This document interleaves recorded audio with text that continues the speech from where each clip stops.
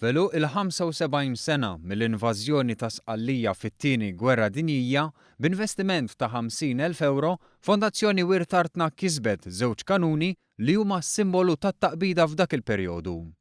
Żewġ kanuni li l-għan tagħhom kien primarjament li jġarfu l-ajruplani tal-għadu.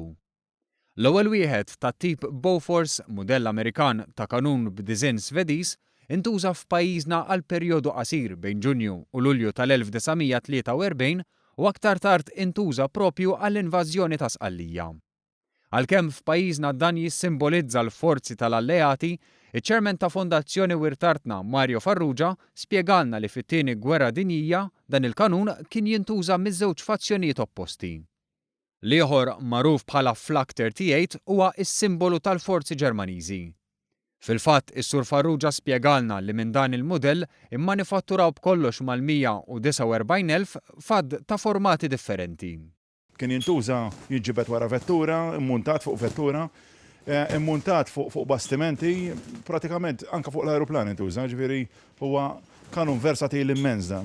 U aħna fil-fatt tażinnieh għaliex nafu li kien jintuża b'mod estensiv fil-kampanja ta' Sqallija. Iċ-Chairman ta' Fondazzjoni Wirtartna spjegalna li dawn il-kanuni se jitpoġġew f'wirja permanenti fl-Ascaris War Rooms, il-post li 75 sena ilu minnu ġiet pjanata l-invażjoni ta' Sqallija. U l-liberazzjoni tal-Ewropa mill-okkupazzjoni nazi-faxxista bdiet prinċiparjament fil-fatt bdiet mill-invażjoni ta' Sqallija. U din l-invażjoni ġiet ikkoordinata minn Malta.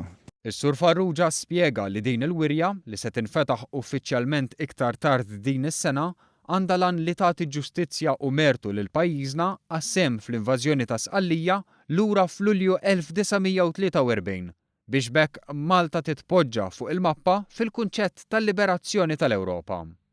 U allura aħna qegħdin nestendu dawna il-war rooms biex ukoll ikunu jinkludu wirja id-dedikata interament għal din l-invażjoni illi fil-fatt diet biex ngħidu hekk fetħet il-bibien għall-invażjoni tal-Ewropa okkupata.